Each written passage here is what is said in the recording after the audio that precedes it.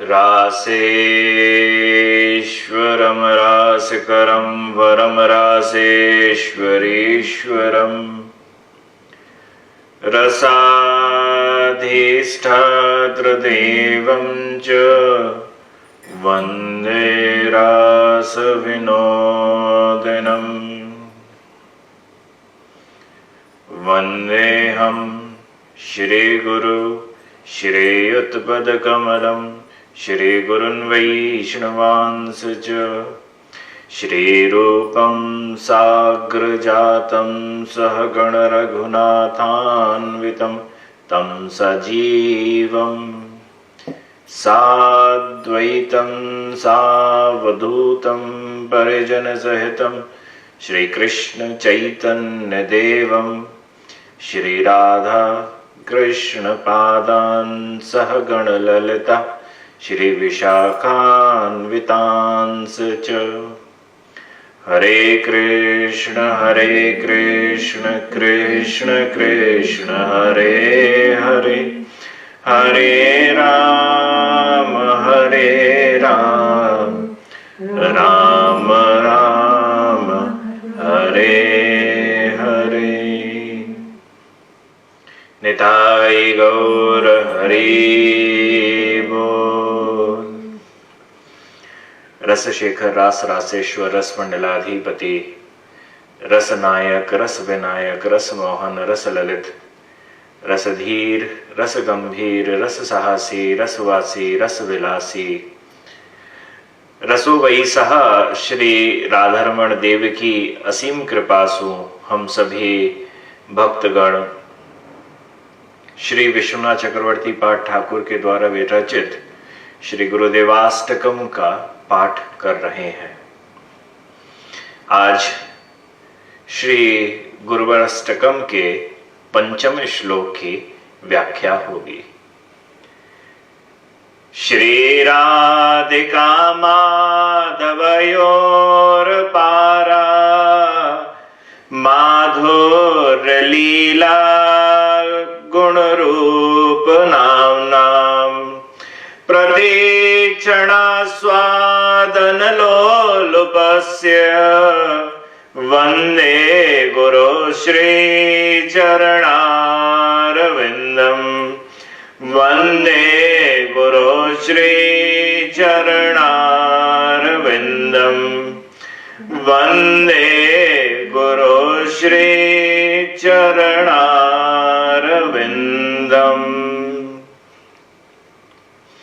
जो श्री राधा माधव राधा कृष्ण प्रियालाल जी के अनंत माधुर्य में लीला गुण रूप एवं नाम उनमें सर्वदा ही लुब्ध चित्त रहते हैं, हमेशा ही उसी के अंदर अंतर्हित रहते हैं और उन्हीं का ही आस्वादन में हमेशा करते रहते हैं। उन्हीं श्री गुरुदेव के चरण कमलों में हम बारंबार वंदना करते हैं। इस श्लोक के अंदर बड़ी प्यारी बात कही है। वैसे एक साधक का ध्येय होता है, एक सिद्ध का ध्येय होता है, एक साधक का नियम होता है, एक सिद्ध का नियम होता है। साधक के लिए बताया गया है तन नाम रूप चरितादि सुकीर्तनानु स्मृत्यो क्रमेण मनसी नियोज्या, कि आपको क्या करना है। अगर आप भक्त हैं तो सबसे पहले भगवान के नाम को धारण करिए। भगवान का कौन सा नाम धारण करें? बोले जिसके अंदर हमारा चित्त लग चुका है, और अगर चित्त नहीं लगा है तो अपने गुरु के द्वारा प्रदत्त एक नाम को लीजिए।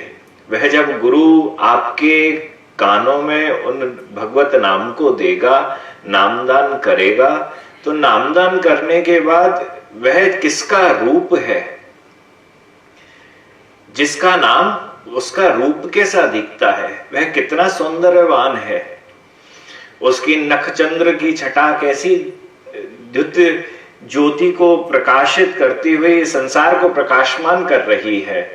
एवं यह उनका मुखारविंद कैसा है, उनकी मंद मंद मुस्कान कैसी है, उनके लाल ओष्ठ कैसे हैं, उनकी दंतावली कैसी दिखती है, उनके जो नेत्र कमल है उनका दर्शन कैसा सुमधुर है, उनका ललाट कैसा है, उनकी ग्रीवा कैसी है, उनका कर्णरंध्र कैसे हैं, उनके कर्ण कैसे हैं, उनके केश कैसे हैं, उन केशों के ऊपर अगर उन्होंने जूड़ा धारण कर रखा है तो वह जूड़ा कैसा है, उसके ऊपर कैसे ठाकुर जी का वह श्रृंगार हुआ है, ठाकुर जी ने उस पीतांबरी को कैसा धारण करा है, उसके ऊपर नाना प्रकार के जो श्रृंगार हुए, नाना प्रकार के जो आभूषण उनके ऊपर धारण हुए, वह आभूषण कैसे लग रहे हैं। वह ठाकुर जी ने अगर पगड़ी धारण करी है तो वह पगड़ी कैसी लग रही है, ठाकुर जी ने अगर कोई जूड़ा धारण करा है तो वह जूड़ा कैसा लग रहा है, ठाकुर जी के माथे पे मस्तक पर वह तिलक कस्तूरी का कैसा दृश्यमान हो रहा है, ठाकुर जी के नाक के बीच में वह मोती लटकता हुआ कैसा नासाग्रवर मोतिकम वह कैसा दर्शन दे रहा है, ठाकुर जी ने की जो ठाकुर जी के जो कपोल है वह कपोल कैसे सुंदर तरीके से उस पर चित्रावली बनाई हुई है, पत्रावली बनाई हुई है।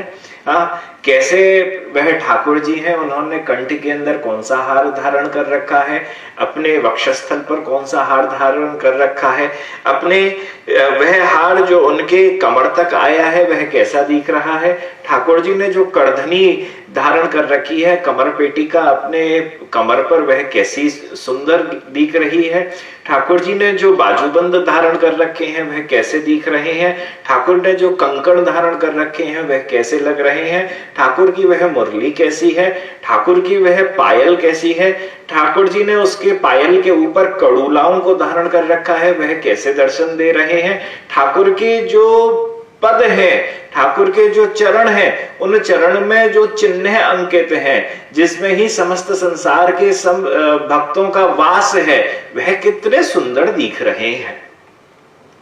यह रूप तो पहले कार्य होता है किसी भी भक्त का, वह याद करे कि ठाकुर का नाम क्या है। अब यह कौन से ठाकुर का नाम है? ये छोटे वाले गोपाल जी का नाम है कि यह बांसुरी बजाने वाले कृष्ण का नाम है कि यह कुरुक्षेत्र में खड़े हुए गीता के उपदेशक कृष्ण है कि यह द्वारका के अंदर विराजित रुक्मणी के संग द्वारकाधीश है? कौन से वाले कृष्ण है? सब कृष्ण का रूप अलग है। जैसे राम भी अयोध्या के अंदर वह राम अलग है, वह राजकुमार है, परंतु वही राम जब मिथिला के अंदर जाते हैं तो राजकुमार बिल्कुल सीता के संग विवाह करने के लिए तैयार है, एक वर रूप आ जाता है। उस वर रूप पर तो मिथिला की जितनी भी नायिकाएं हैं वह मुग्ध हो जाती हैं, और वह जब सीता जी का वरण करके अयोध्या पहुंचते हैं तो अयोध्या की सब नारियां भी जब भगवान श्री राम के उस दिव्य रूप का दर्शन करती हैं जो वर रूप लिए हुए है, तो वह सबकी सब मुग्ध अवस्था में होते हुए भगवान श्री राम को ही अपना एकमात्र प्रियतम मानते हुए उन्हीं की ही आकांक्षा करती हैं। वही गोपियां बनी बात में। चित्रकूट के अंदर जब वह भगवान श्री राम पहुंचते हैं तो उनका एक रूप अलग है। वह जब लंका के अंदर पहुंचे हैं, रामेश्वर के अंदर गए हैं, तो उनका एक रूप अलग है। कौन से वाले राम? शंकर भी अलग है। शंकर भी एक महाराज कैलाश के ऊपर विराजित हैं, केले का पेड़ उनके पीछे लग रहा है। वह केले का पेड़ है 1200 किलोमीटर लंबा। उसके नीचे बैठकर मेरे भगवान शिव ध्यान कर रहे हैं अपने प्रभु राम और कृष्ण का। वही शिव जो है जब पहुंचते हैं शमशान की तरफ तो भैरव बन गए। तब उनका रूप है वह बभूत से लदे हुए हैं। भूतगण उनके आसपास सब के सब वहां उनके अनुचर उनकी सेवा में रत हैं। वही रूप नाम है ना, वही दुर्गा आ गई। वह कब कुष्मांडा बन गई, कब है मंगला बन गई, कब है बगलामुखी बन गई, कब है छिन्नमस्ता बन गई, कब है भद्रा बन गई, भद्रकाली बन गई। जिसका नाम उसके बाद उसका रूप।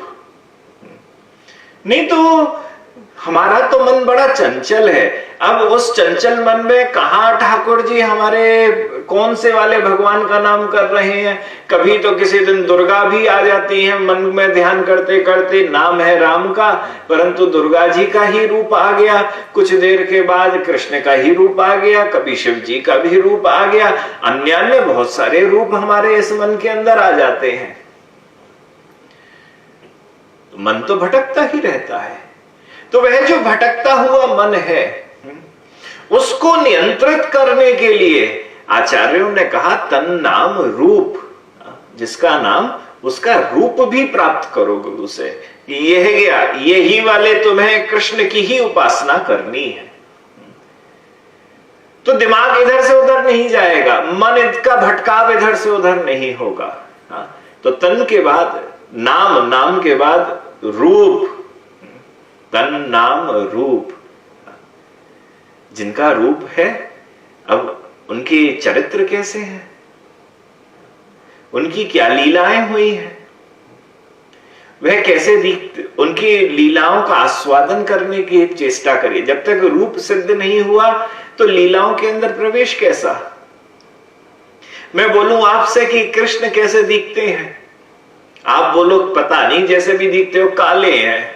अच्छा काले हैं तो कैसे काले हैं, उनका रूप तो बताइए, आपके कृष्ण कैसे हैं। क्योंकि बहुत सारे लोग इस बात को कहते हैं अरे मेरे भगवान तो मेरे दिल में बैठे। मैं कहता हूं बहुत बड़े योगी हो आप कि आपको मालूम है कि आपके वाले भगवान आपके दिल में बैठे हैं। हमारे तो बैठे होने के बाद भी नहीं दिखते हैं, आपके तो दिख गए तभी आपको इतना बड़ा साक्षात्कार, आत्म साक्षात्कार हो गया। आप कहते हो कि आपके वाले हृदय में, आप कैसे दिखते हैं आपके हृदय के अंदर बैठे वाले कृष्ण। तो यह साधक का भाव है कि वह पहले नाम को याद करे, नाम को याद करके रूप में पहुंचे, रूप के बाद गुण में पहुंचे, गुण के बाद लीला के अंदर प्रवेश करे कि ठाकुर के वह क्या अद्भुत अद्भुत गुण हैं। उन सब अद्भुत गुणों को ध्यान करता हुआ वह फिर लीला के अंदर प्रवेश करे। लीला के अंदर प्रवेश करेगा। यह स्मृत्यो क्रमेण, ये जो स्मरण का क्रम है ना, इससे मन जो होता है वह नियंत्रित हो जाता है, मन फिर इधर उधर नहीं भागता है।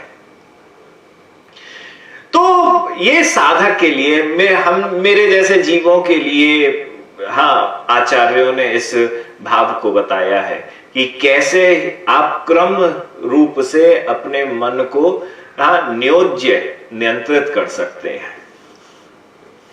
पर इसके उलट यहां बड़ी प्यारी बात विश्वनाथ चक्रवर्ती कहते हैं। वह कहते हैं श्री राधिका माधवयोर पारा माधुर्य लीला गुण रूप नाम नाम। वाह क्या प्यारी बात है। बोले गुरु जो है ना वह बिल्कुल अलग है। गुरु का हिसाब किताब साधक से बिल्कुल अलग चलता है। साधक तो चल रहा है पहले नाम करने में, उसके बाद रूप में, फिर गुण में और फिर लीला में। परंतु नहीं, गुरुवर उसके उलट चल रहे हैं। वो क्या कर रहे हैं, वो पहले लीला, माधुर्य लीला, पहले उनका लीला के अंदर प्रवेश हो चुका है। वह पहले लीला का आस्वादन कर रहे हैं। क्या क्या प्यारी लीला चल रही है। उस लीला के अंदर वो ठाकुर जी का गुण क्या है, हाँ ठाकुर ठाकुरानी का गुण क्या है, उन गुण के दर्शन कर रहे हैं। और उसके बाद फिर उनके रूप को चख रहे हैं और रूप को चखते हुए फिर नाम पर आ रहे हैं। यहां उलट है। साधक के लिए अलग है पर गुरुजन के लिए अलग है। वह जो जिस अवस्था पे पहुंच चुके हैं उस अवस्था पर उनका उल्टा क्रम चल रहा है।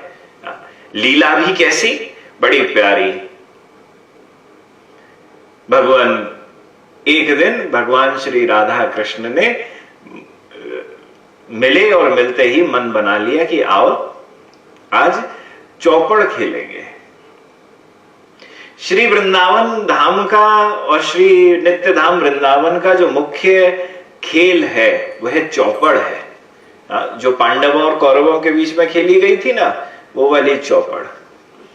तो यह चौपड़ का खेल, दोनों के बीच में बात चर्चा रही कि यह चौपड़ का खेल होना है। हाँ, गुरु अपने मन से ही उस लीला का आस्वादन कर रहे हैं। हाँ, चौपड़ का यह अब खेल होना है। एक तरफ से राधा रानी की पूरी टीम और दूसरी तरफ से लालजू और लालजू की पूरी टीम।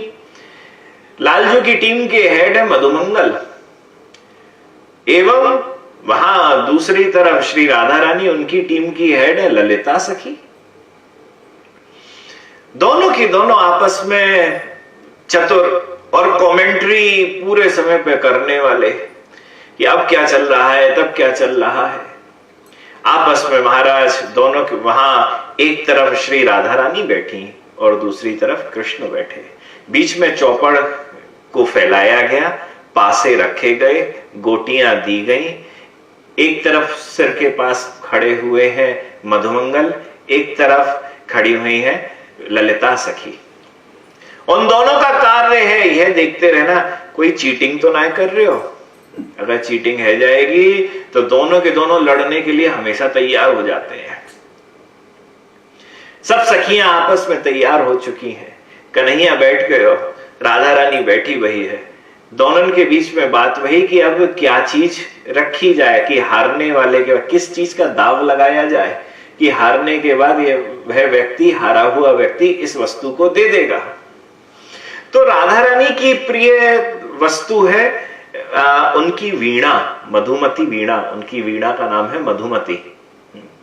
तो वह वीणा है मधुमती। तो राधा रानी बोली ऐसो है कि हमारी तो बड़ी प्रिय वस्तु है वीणा, हम तो बाहर दाप पे लगा सके। तो कन्हैया में भी ताव आ गया, अच्छा तुम्हारे अंदर ऐसी तुम्हारी प्रिय वस्तु है तो हम भी अपनी प्रिय वस्तु मुरली को दाप पे लगाए देंगे। राधा रानी तो चाहे रही कि तू मुरली अब लगाए दे, क्योंकि ऐसी बेकार सी फूकने वाली, जब से यह बांस हाथ में लगे हो तब से सबकी जवन गोपियन को चैन ना पड़ रहे हो।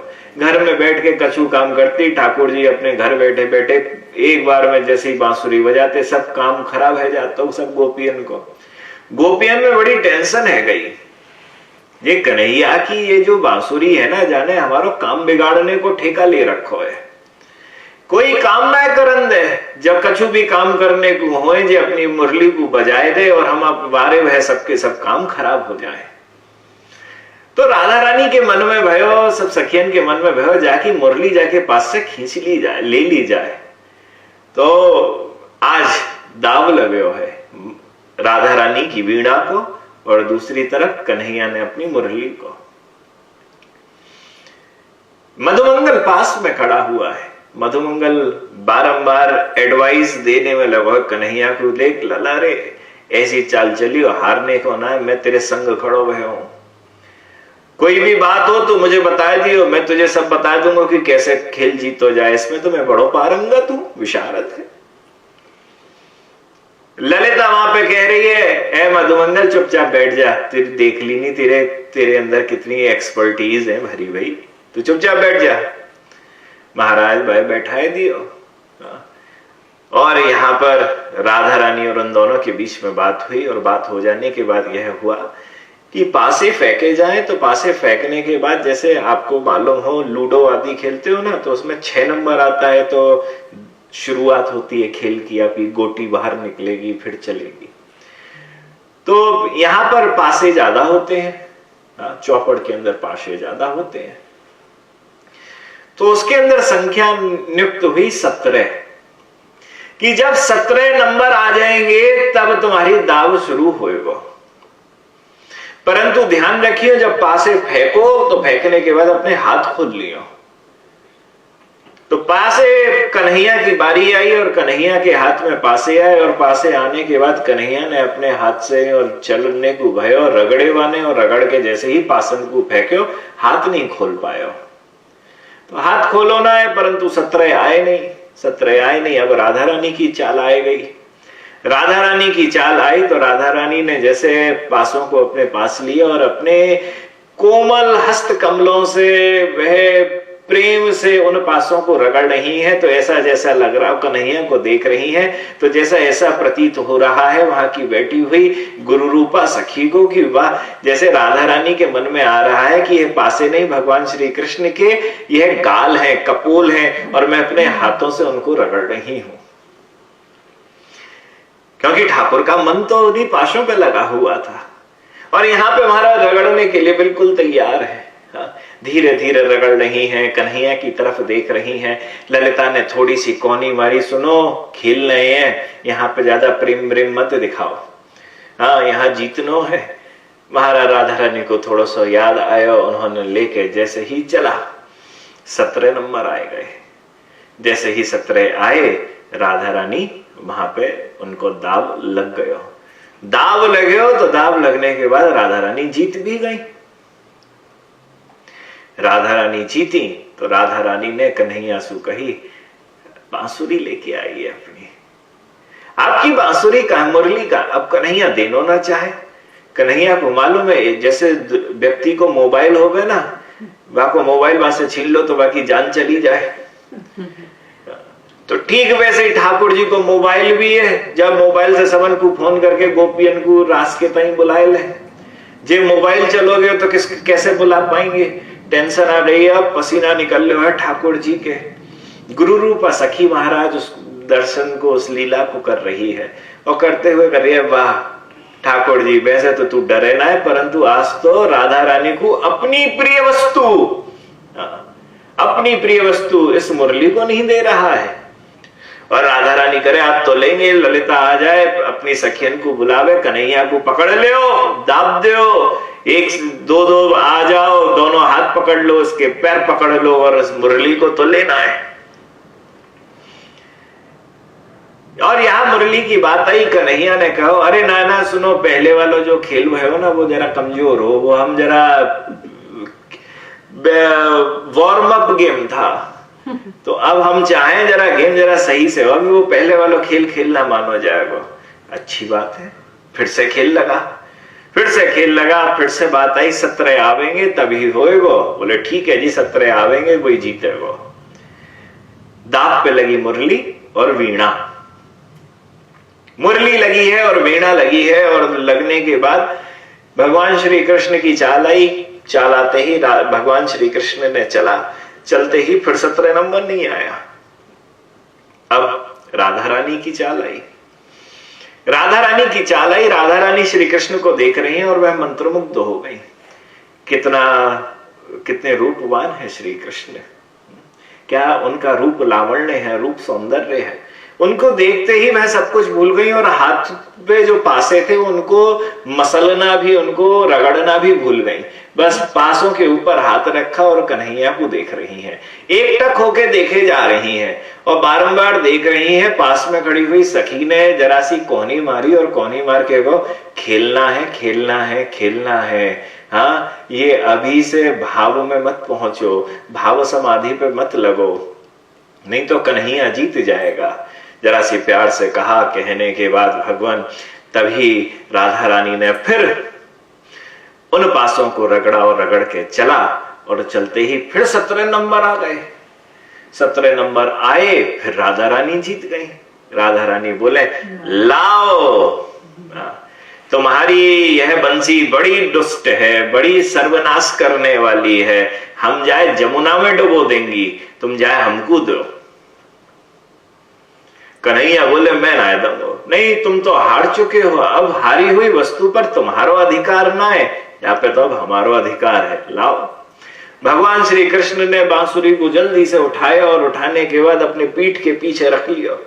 राधा रानी ने बड़ी जोर द्रुत गति से उनके पास गई और उनके गले पर लटकती भई अपने हाथ से राधा रानी कन्हैया से उस मुरली को छीनने लगी। इतनी देर में कुछ और सखियां आई और कन्हैया के हाथ से उस मुरली को ले लिया। जैसे ही उस मुरली को लेते ही, परंतु यहाँ श्री राधा का स्पर्श प्राप्त करके ही भगवान श्री कृष्ण के अंदर अष्टविकार उत्पन्न हो गए। वे हा राधा हा राधा हा राधा करते ही वहीं बेहोश रह गए। कुछ देर के बाद जब होश आया, हाय राम मैं कहाँ हूं, फिर याद आई, अरे मैं तो यहाँ चौपड़ को खेल हार गया हूं और मेरी मुरली छीन लेनी है। अब कन्हैया राधा रानी सु कहे, अरे राधे वह मुरली दे दो। राधा रानी बोले, कौन सी मुरली? ललिता के पास जा, मैं ललिता से कहे मुरली को दे दो। ललिता बोले, कौन सी मुरली? हम कहा जाने, तुम ऐसे आए पड़े भाई, हमने देखे हो मर रहे हो जे, तो हमने जरा थोड़ा सा पानी वानी डाल दिया, तू जग जाए, होश में आ जाए। तू हमसे हमें चोर बता रहे और हमने तुझे बचाया हो। राधा रानी से हाथ जोड़े, अरे मुरली दे दो मुरली को। राधा रानी ने इशारा कर दिया, ललिता के पास है, मेरे पास ना है। ललिता के पास गई, ललिता से कही, तेरे पास ही है, तू मुरली को दे दे। ललिता ने इशारा कर दिया, मेरे पास ना है, विशाखा के पास है। विशाखा के पास गए, बोले तेरे पास ही है। विशाखा ने इशारा कर दिया, मेरे पास ना, तुंग विद्या के पास है। तुंग विद्या के पास गए, लाली मेरी बांसुरी को दे दे। बारह ने इशारा कर दिया, बाने कही भद्रा के पास है। Thakur ji round round round round सबन के पास घूमने में लगे हुए हैं, एक एक गोपी एक एक मंजरी के पास जा रहे हैं। और यह जा रहे हैं और जाने के बाद बोले, मुझे मालूम है, निश्चय ही मालूम है, मेरी मुरली तुम्हारे पास ही है, तुम मेरा समय खराब कर रही हो। परिहास करती भाई वहां गोपियां बोलने लगी, हम तेरी बात लकड़ी को क्यों लेवेंगे? हमारे घर में लकड़ियन की कमी है क्या दूध गर्म करने के ताई की तेरी बात मुरली बात लकड़ी को लेके अपने घर में आग लगानी है? ना ना ना ना ना, तेरी बात छोटी सी मुरली से का आग लगेगी, हमारा दूध गर्म ना होएगा। तू सोचे कि तेरी मुरली ले जाके क्या करेंगे? भाई किसी की चोरी करो किसी वस्तु की तो उसको कछु उपयोग तो होवे ना। तो गोपियां कह रही है, तेरी लकड़ी है ना, वो लकड़ी, हमारे यहाँ तो लकड़ी को काम बस खाना बनाने में दूध उबालने में हो गए, तो हमें तो तेरी लकड़ी चाहिए ना। तेरी बात लकड़ी से बढ़िया तो हमारे घर पे लकड़ी रखी हुई है जिनसे बड़ी प्यारी आग लगे और वैसे चूल्हा जले, चूल्हा जल के बड़ा अच्छा दूध उबले। और महाराज ठाकुर जी बिल्कुल मुंह नीचे लटका के खड़े हुए हैं कि कृष्णे पराजित करी पाशाक खेलाए, बोले हरि डिबे तार मुरली तो राय, आमाके इंगित करी करी के खेपन, कबे ताहले देवी करिबो गोपन। बोले मेरी बस मुरली को दे दो और कुछ नहीं चाहिए, बस मेरी मुरली को वापस कर दो। तो यह गुरु जो है वह श्री राधा कृष्ण की मुरली की ये माधुर्य रूपी इन लीलाओं का हमेशा आस्वादन करते रहते हैं। श्री राधिका माधवयोर पारा, माधुर्य लीला गुण रूप नामना। राधा कृष्ण की हाँ इन लीलाओं का, और अनंत लीलाएं हैं, अनंत लीलाएं हैं। इन अनंत लीलाओं का वह आस्वादन करते रहते हैं, उनके गुणों को ही याद करते रहते हैं और बारंबार प्रार्थना करते रहते हैं। देखो कि हमें ठाकुर जी तुम्हारी लीलाएं तो प्राप्त हो गई, परंतु बस बारंबार आपसे प्रार्थना कर रहे हैं कि बस आपका चरणारविंद हमको मिल जाए और सेवा हमको आपकी प्राप्त हो जाए। जैसे श्री रूप गोस्वामी प्रार्थना कर रहे हैं, शुद्ध गांगेय गौरांगिम कुरंगी लंगी में खड़ाम, जित कोटिंदु बिंबास्य मम बुदांबर संवृताम, नवीन वल्लवी वृंदा धम्मे लोत फुल्ल मल्लिकाम, दिव्य रत्नाद्यालंकार सेव्य मान तनुश्रियम, विदग्धा मंडल गुरुम गुण गौरव पमंडिताम, अति प्रेष्ट वैस्याभिरष्टाभिर्विवेष्टिताम, चंचलापांग भंगेन व्याकुलीकृत केशवाम गोष्ठेन्द्र सुत जीवातुरम्य बिंबाधरामृताम त्वामसौ याचते नत्वा विलुंठन यमुना तटे काकुभिवर्या व्याकुल सुस्वांतो जनो वृंदावनेश्वरी कृतागस्केप्य योग्येऽपि जनेऽस्मिन् कुमतावपि दास्य दान प्रदानस्य लवमप्युपपादये युक्तस्त्वया जनो नैव दुःखितो यमुपेक्षितुं कृपाद्यहुत वच्चित नवनीतासी यत् सदा। हे वृंदावनेश्वरी, हे राधिके, आपका जो रूप है वह तपाए हुए सोने की भांति है। हाँ, आप कैसी दिखती हो? किसी सोने को लो और उसको तपा के गर्म कर दो, पिघला दो, ऐसा आपका रूप है। आपके नेत्र जो है वह मृगी के चंचल एवं विस्तृत नयनों के समान परम मनोहर है। आपका मुखमंडल करोड़ों चंद्रमाओं को भी लज्जित करने वाला है। आप नवीन मेघ के समान नीलांबर से सुशोभित हो रही हैं। आप राधा रानी कैसे कपड़ा पहन रही हैं? नीले रंग का। वह नीला रंग कैसा दिख रहा है? जो भगवान श्री कृष्ण का रंग है उसी रंग का दिख रहा है। हाँ, जैसे नया घनश्याम, नव घनश्याम जैसा उनका वह वस्त्र दिख रहा है। आप सभी ब्रज गोपिकाओं के शिरोभूषण मल्लिका कुसुम स्वरूप हैं। आप समस्त जितनी भी गोपियां हैं आप उनकी मुकुटमणि हैं। सुदिव्य रत्नादि अलंकारों से आपका श्री अंग सुशोभित हो रहा है। यह रूप की चर्चा है। आपका कैसा दिख रहा है? अब बड़े बड़े अच्छे अच्छे आभूषण उन सब पे आपके धारण किए हुए हैं आपने। परम रसिक एवं सुचतुर आप परम प्रियतमा अष्ट सखियों से परिवेशित हैं। आपकी जो सखियां हैं ना वह बड़ी परम रसिक हैं, रस से भरी हुई हैं और परम चतुर हैं। मतलब उन्हें कुछ बोलने की जरूरत नहीं पड़ती है कि इस काम को ऐसे करो। गोपियां कहती भी तो है ना जब कृष्ण के पास जाती हैं, और अशुल्क दासिका, कि वह गोपियां कैसी हैं? बोले ठाकुर जी हमको आप अपना लो। ठाकुर जी पूछते हैं मैं क्यों अपनाऊं तुमको? तो गोपियां कहती हैं हम अशुल्क दासिका हैं, हम वह काम करने वाली दासियां हैं जो कुछ रुपया नहीं लेंगी तुमसे।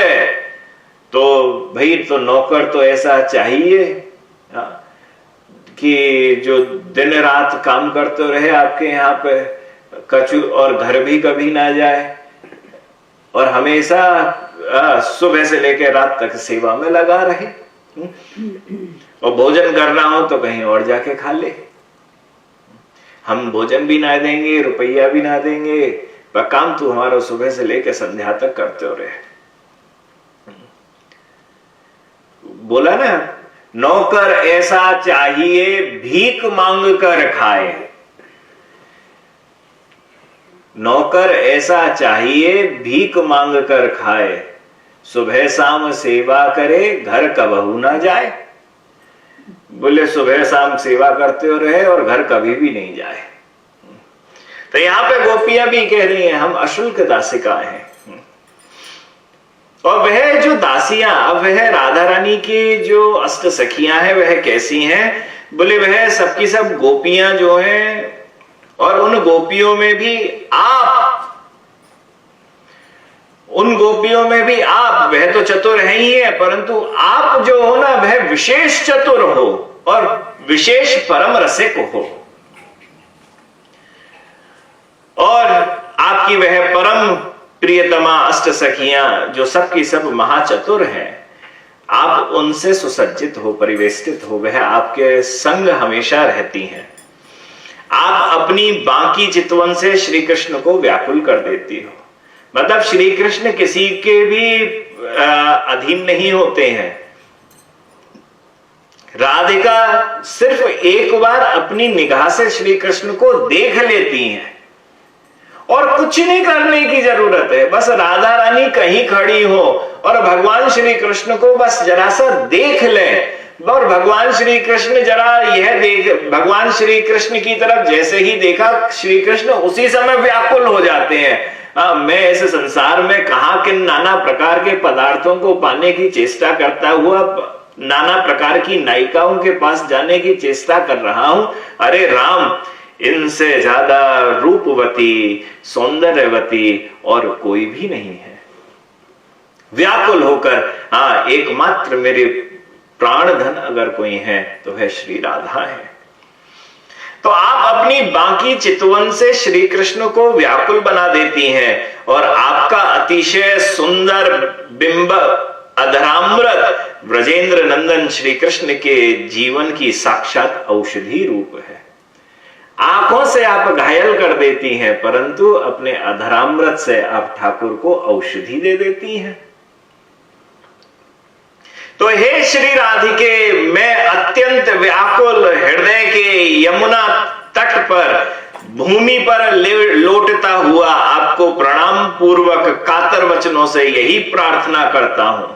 श्री रूप गोस्वामी कह रहे हैं इस बात को कि मैं व्याकुल हृदय से, मेरा हृदय जो है बड़ा व्याकुल हो रखा है और मैं यमुना तट पर, यमुना जी के किनारे पर पहुंच गया हूं और पहुंचने के बाद वहां पर लुंठित होता हुआ बारंबार लौट रहा हूं यमुना के तट पर, और आपको प्रणाम कर रहा हूं और बारंबार कातर वचनों से यही प्रार्थना करता हूं कि अपराधी, मैं अपराधी हूं, मेरी बुद्धि भी बड़ी खराब है, दुष्टमती है और मैं सब प्रकार से अयोग्य हूं, परंतु उसके बाद भी किंचित मात्र दासत्व प्रदान कर आप मुझे कृतार्थ कर दें।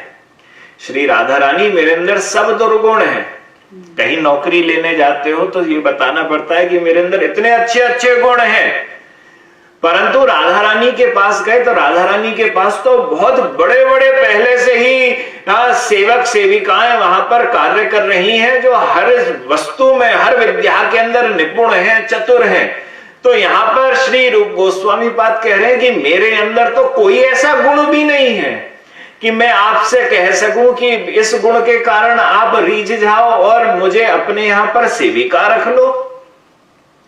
मेरे अंदर कोई गुण नहीं है, बल्कि मेरे अंदर, मैं तो अपराधी हूं, दुष्टमती है, मेरा मन भी एक जगह पे नहीं टिक रहा है।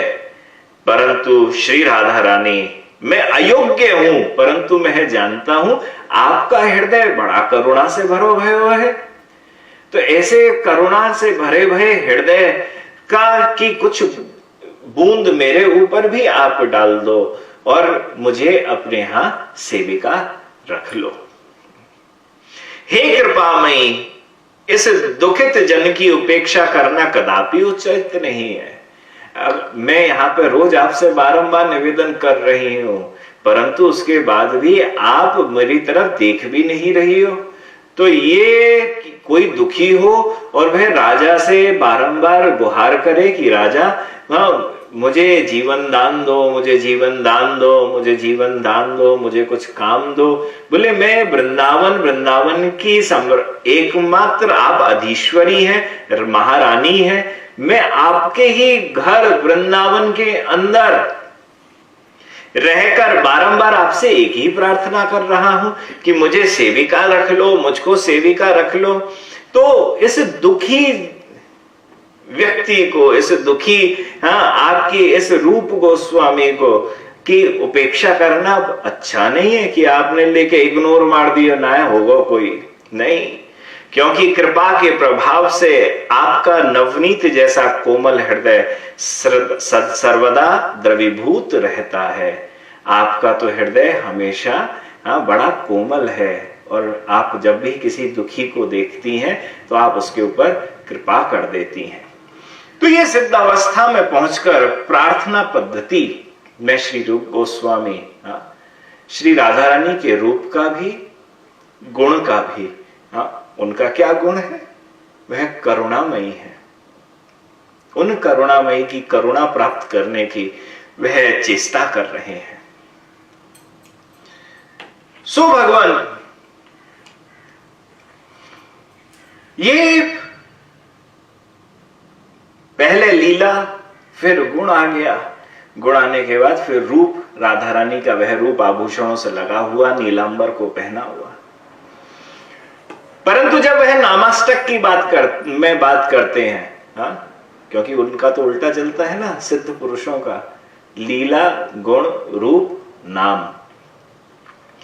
राधा माधवयोर तदवक्षये नाम युगाष्टकम राधा दामोदरौ पूर्वम राधिका माधवौ ततः वृषभानुकुमारो च तथा गोपेन्द्र नंदनः गोविंदस्य प्रिय सखी गांधर्वा बांधवस्तथा निकुंज नागरा गोष्ठ किशोर जनशेखरौ वृंदावनाधिपौ कृष्ण वल्लभा राधिका प्रियौ।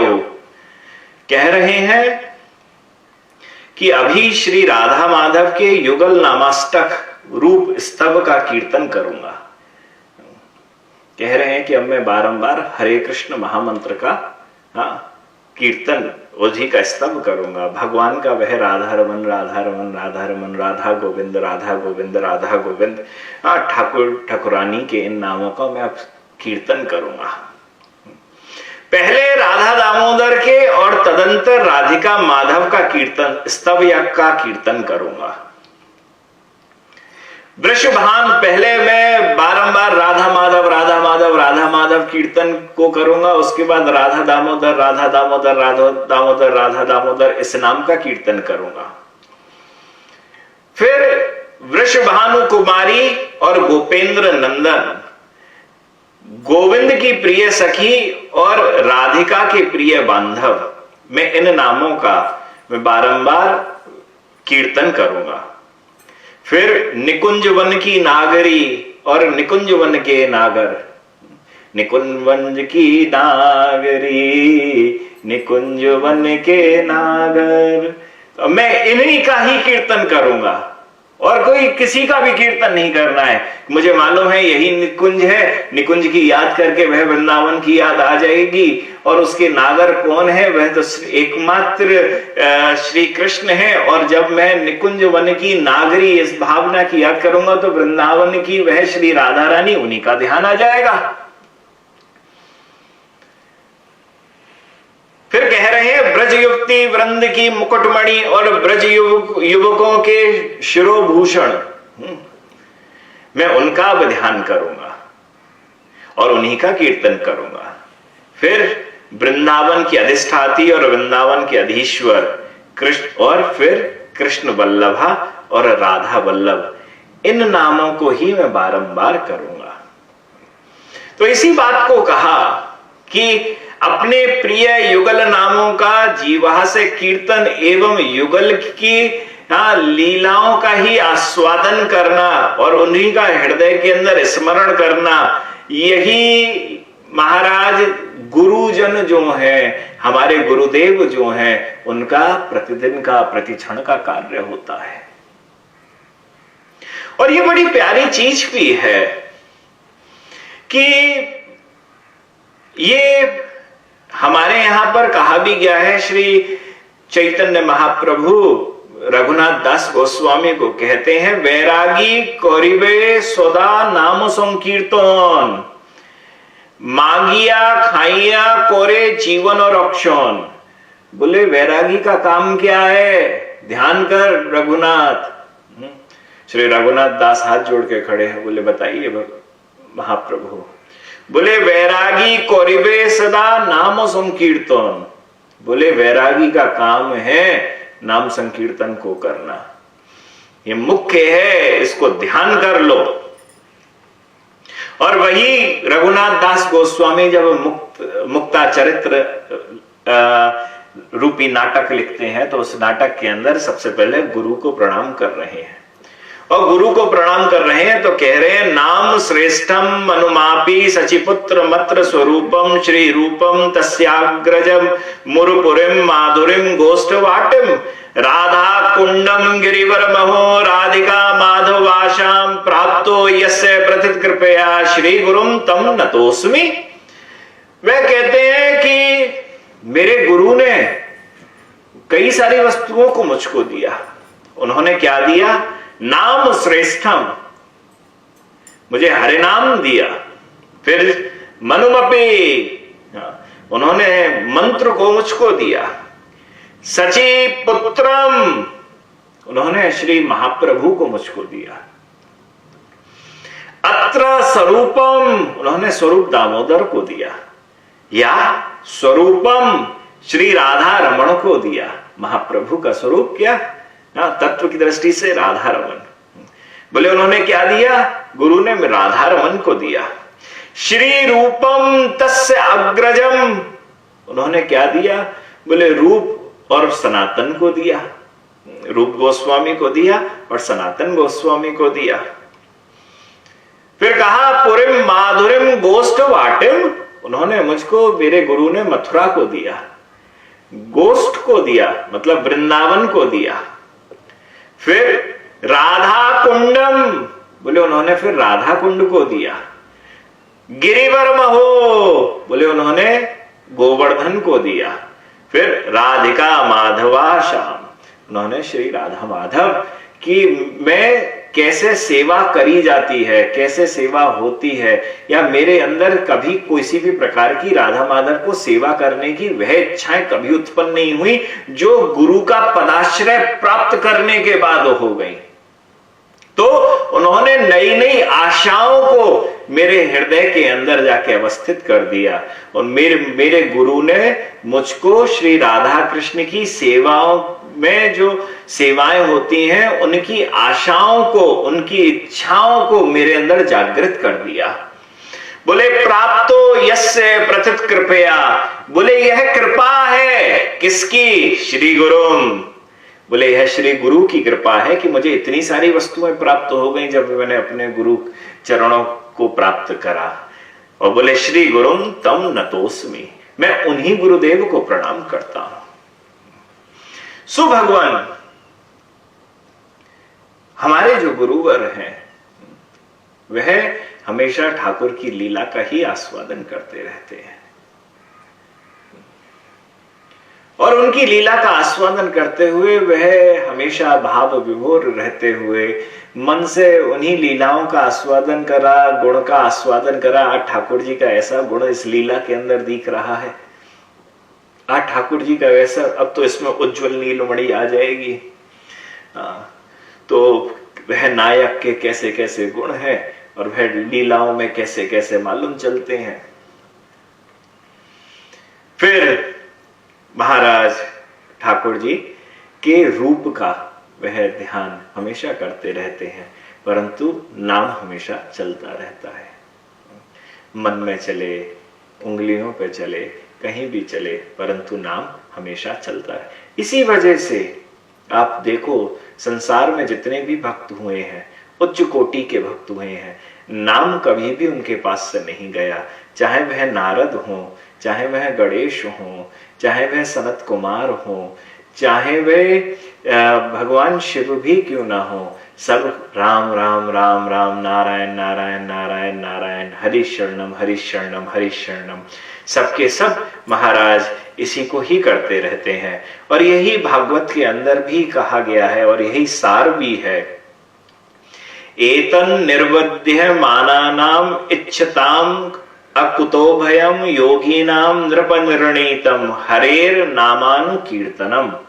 बोले जो लोग इस लोक के अंदर किसी भी चीज को चाहते हैं, मुझे ये वाली वस्तु मिल जाए, मुझे वो वाली वस्तु मिल जाए। कोई लोग परलोक की, मतलब मुझे परलोक के अंदर यह पद मिल जाए, यह वाली वस्तु मिल जाए, मैं यह देवता बन जाऊं।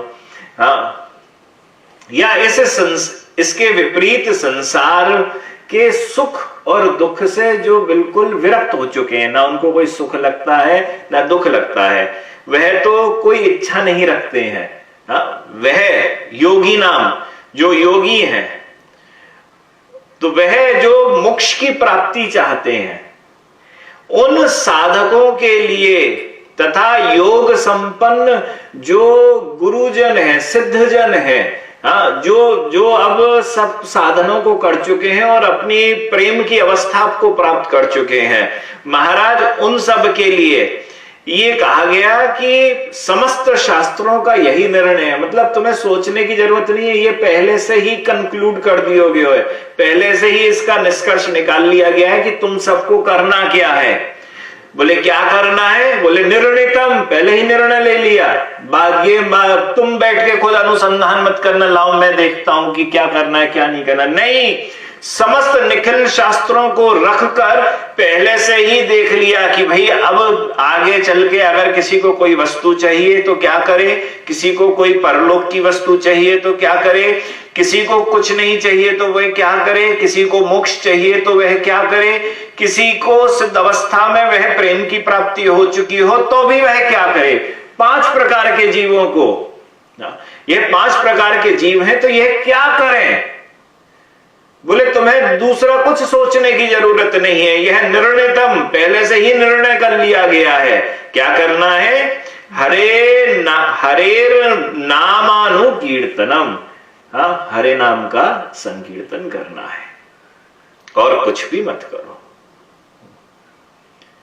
तो वही हमारे भगवान श्री गुरुवर नाम का संकीर्तन करते हुए, हाँ, श्री राधिका माधवयोर पारा माधुर लीला गुण रूप नाम नाम प्रतीक्षणास्वादन लोलुपस्य, ये लौलुप्य है, उत्कंठा है, हमेशा उनके अंदर उत्कंठा है, उसी की बारंबार प्रार्थना कर रहे हैं। क्या? कि यह जो भी चल रहा है उसका आस्वादन मैं हर क्षण करता रहूं, प्रति क्षण आस्वादन। क्योंकि होता क्या है, बहुत सारे लोग, हम जैसे साधक गण तो ऐसे हैं कि थोड़ी देर लीला आ गई, बहुत बढ़िया, चलो, जैसे अभी कथा सुनी, बहुत सारे लोग हैं कथा सुने, अब टीवी चला दो जी, कथा है गई, अब दिमाग में अब जगह नहीं बची है। बहुत सारे लोग करते हैं, कुछ देर कथा सुन ली, अच्छा जी अब तो हो गया, माइंड के अंदर अब शब्द नहीं जा रहे हैं, घुस नहीं पा रहा है कुछ भी, वो क्या चोको ब्लॉक हो गया है। अब क्या करें इसमें? कुछ देर कथा सुनी, कथा सुनने के बाद अब तो जो ऊपर से जा रही है, कीर्तन सुना, कीर्तन सुना, देखो जी आज का कोटा तो पूरा हो गया, जितनी भी कथा सुननी थी और कीर्तन सुनना था। नहीं, गुरु सबसे अलग है, प्रति क्षण आस्वादन लोलुपस्य, वह हर घंटे हर दिन का आस्वादन का लोलुप्य नहीं, हर क्षण का, हर सेकंड का आस्वादन करना चाहता है और उसी का लोलुप्य, उसी की उत्कंठा लेकर। उत्कंठा, उत माने महाराज ऊंचा, कंठा माने आपका गला।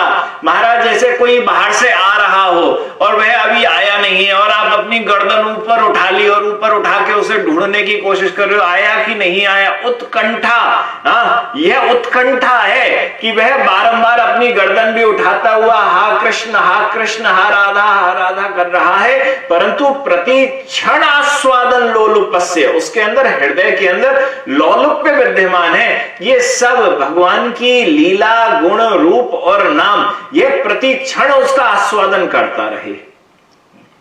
हमारे अंदर वह स्थिति अभी नहीं आई है, परंतु ऐसे गुरुवर को, जो हर समय आस्वादन का लोलुप्य भी अपने अंदर रखे हुए है।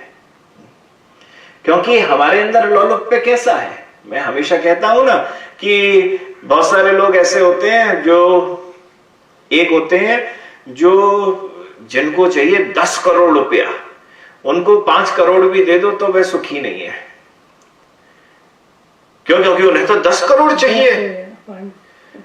और कई ऐसे होते हैं कि उन्हें बस दे दो जी, अब जो भी होगा दे दो उसे, अगर दे दो तुम 10 रुपए भी दे दो तो खुश हो जाओ, आज तो 10 मिले, उसे 100 दे दो तो 100, अरे आज तो 100 मिले, उसे 20,000 दे दो, आज तो 20,000 मिले, बड़ा अच्छा दिन था, आज 2 लाख मिले, आज बड़ा अच्छा। तो 2 प्रकार के भक्त होते हैं। एक ऐसे भक्त होते हैं जिनको जरा जरा सा बीच बीच में जब मिलता रहता है उसी में खुश हो जाते हैं, उसी में सुखी हो जाते हैं। आज तो भगवान ने बड़ी कृपा करी, आज तो बड़ा अच्छे से मन लगा, आज तो ठाकुर जी ने बड़ी कृपा करी, आज तो मुझे ऐसा लगा ठाकुर जी ने दर्शन दे दिए और अब कुछ नहीं चाहिए, मेरे तो ठाकुर जी के खूब दर्शन हो जाते हैं। तो क्या वहां पे लालच नहीं है, क्योंकि उसे उतना मिला उसमें खुश हो गया। परंतु नहीं, गुरुवर वह हैं जिनका लालच बहुत बड़ा है, प्रति क्षण उसका आस्वादन करना चाहते हैं, प्रति क्षण उसी प्रेम के अंदर भावाविष्ट रहना चाहते हैं। और भावाविष्ट है भी है, परंतु उसके बाद भी लौलुप्य है कि मुझे सेवा प्राप्त हो जाए नित्य धाम वृंदावन के अंदर। तो उसी की इतने बड़े लालच को लेकर वह हमेशा जो वहां ध्यान में रहते हैं और ध्यान में रहते हुए भगवान की लीला, गुण, रूप और नाम का ही ध्यान करते रहते हैं। वंदे गुरु श्री चरणारविंदम। ऐसे गुरुदेव के चरणों में हम बारंबार वंदना करते हैं। जय जय श्री राधे श्याम।